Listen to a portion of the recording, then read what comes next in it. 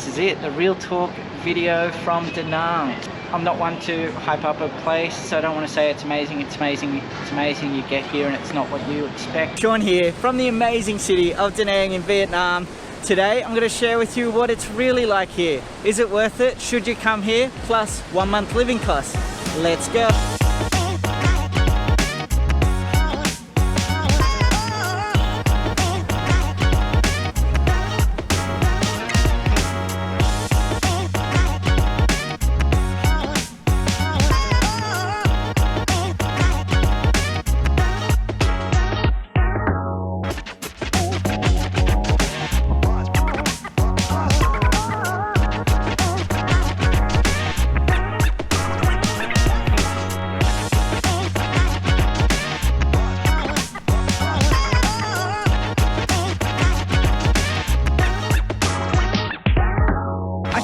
And embarked on full-time travel in 2022, armed with drones and cameras.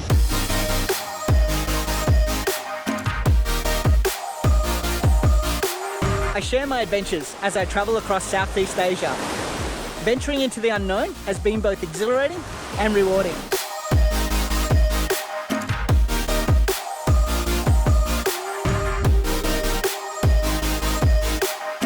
To me, Southeast Asia is a goldmine of experiences, rich in culture, amazing people, delicious food, and unforgettable adventures.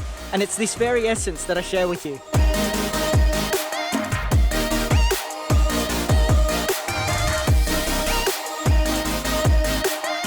So pack your curiosity, buckle up, and subscribe to join me on my wild adventures through the amazing cities, unbelievable landscapes, and hidden gems of Southeast Asia.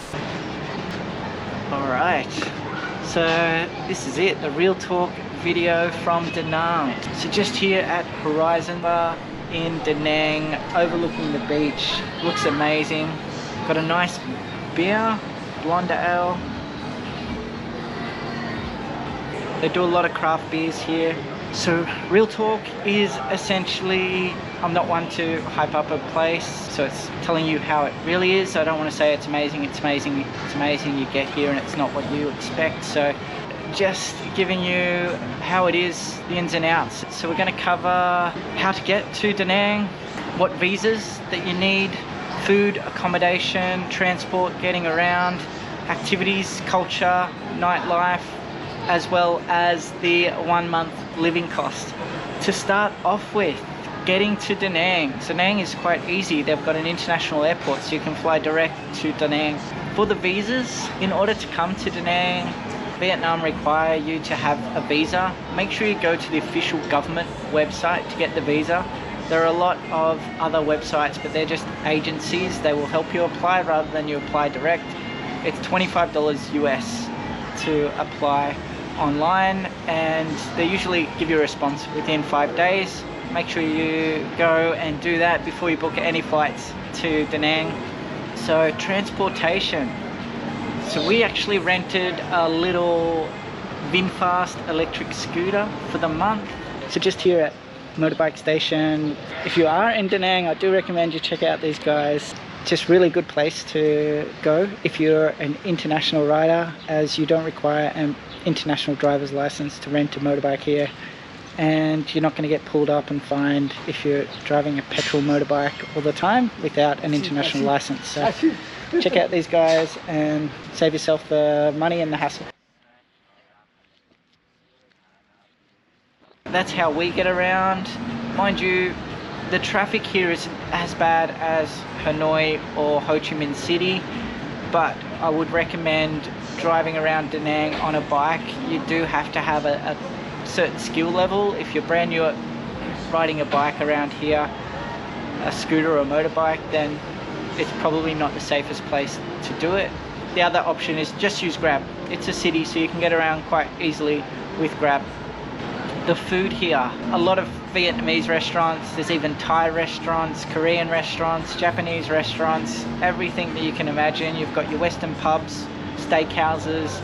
It's a city, and a developed city, so you've got everything from fast food chains to top restaurants. There's a lot of really good cafes as well for digital nomads, and the coffee here is surprisingly good. Definitely if you come to Da Nang, check out the egg coffee and the coconut coffee. It's really nice.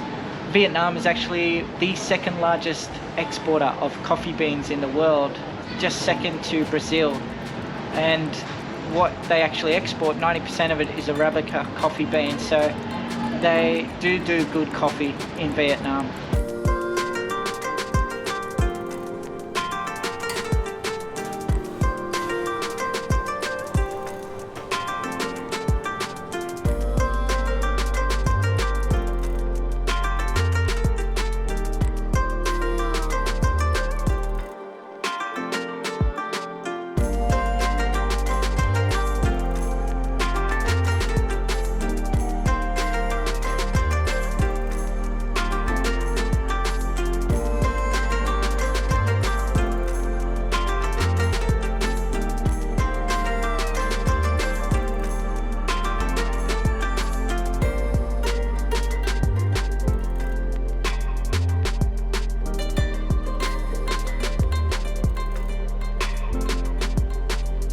Accommodation, you do have various options for accommodation.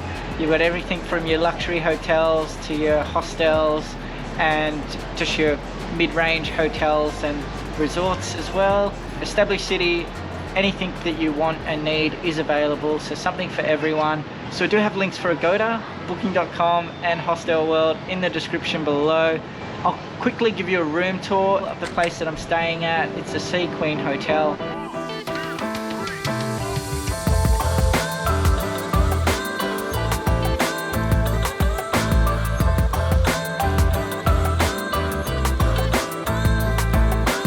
This is the room here I've been staying in Da Nang. You've got TV, you've got the coffee, water, snacks, and minibar. Just some covered space in there.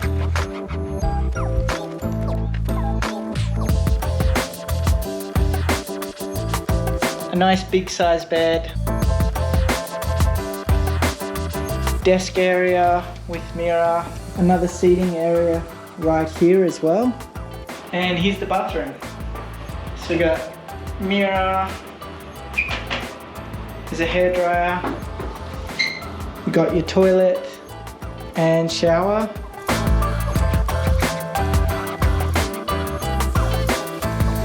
There's a small seating area in the shower, which is a nice touch.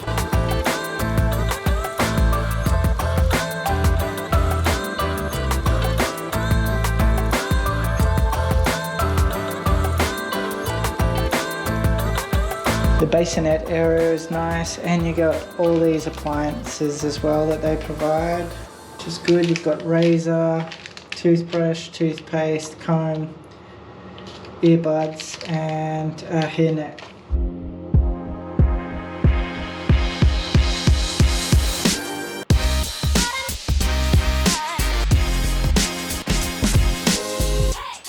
So shampoo and shower gel is provided as well in there. And of course there's also coffee and tea making as well. There's also a pool area on the roof.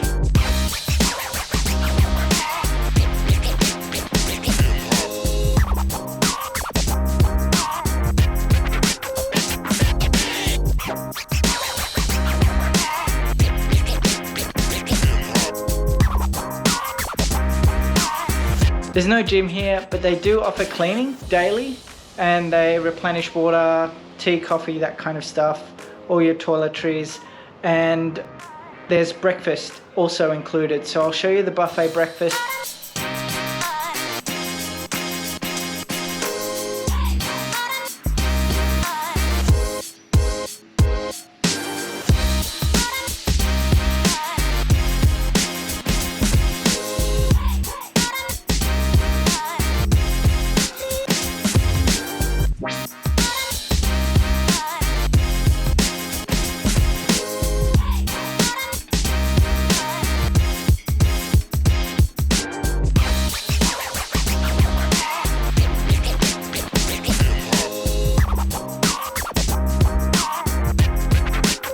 Alright, so what is Da Nang like for digital nomads? So plenty of cafes with good Wi-Fi speeds, My hotel has good Wi-Fi speeds as well. Never had a problem with Wi-Fi here. You can get really fast Wi-Fi and it's everywhere. So every cafe has them, and you'll see many people working at cafes all the time. So big digital nomad community. There's a lot of digital nomad meetups and things like that. So definitely a digital nomad culture here in Da Nang. So when it comes to activities and culture, there's quite a few pagodas. You've got Marble Mountains, which is a bunch of pagodas and temples in cave. And you've got the Lady Buddha temple as well here. The temples are actually amazing too. So I do have a video on Marble Mountains if you want to go check that out. Really good up there. Definitely worthwhile checking out if you're a bit of an adventure lover and you want to check out some caves and temples up in the mountains here. And the casts themselves, these hills remind me of like Railay and Krabi in Thailand. It's really cool. The activities, so you've got Bana Hills, you've got Hue, which is about an hour north of here as well. It's an ancient capital. You've got Hoi An, which is 30 minutes south of here. You've got the Dragon Bridge as well, so plenty to see and do. Yeah, and it's a city, so you've got your shopping centers, and you've got a nice river that runs through the city as well. Lots of cafes and restaurants, which leads me to the nightlife. Da Nang has pretty good nightlife. There's pubs on the beach, nightclubs that will go to 3, 4 in the morning as well. So yeah, you've got pretty much everything. There's a lot of pubs, restaurants, and a lot of places with some live music as well. So yeah, when it comes to nightlife here, the drinks are cheap. It's pretty good. Definitely has a pretty decent nightlife going. And a lot of travelers too. So being a city, the nightlife is better than a lot of the islands and other places as well.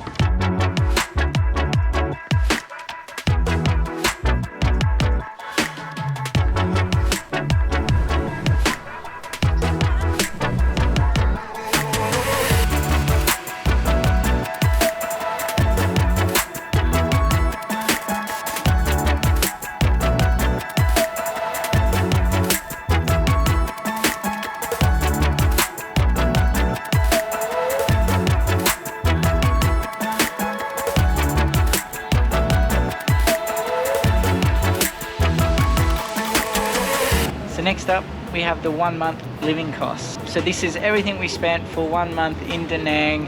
I'll give you the breakdown as a couple and also as a solo traveler. I'll also give you the price in American dollars, Australian dollars, and Great British Pound as well.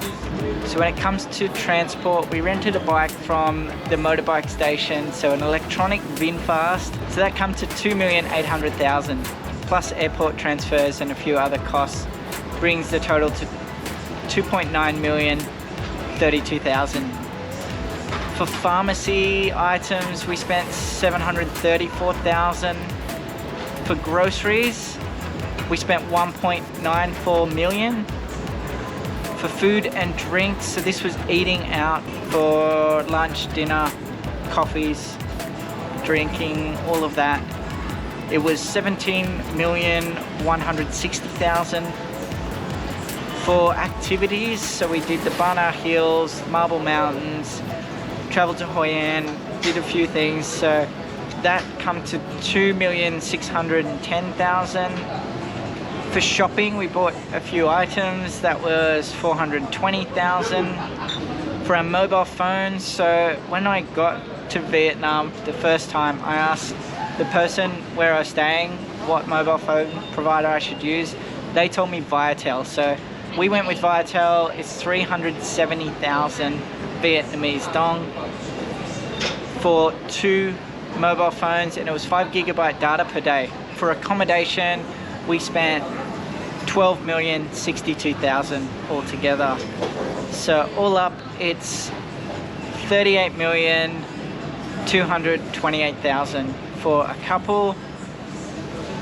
And we estimate the total cost for a solo traveler to be 27,706,000.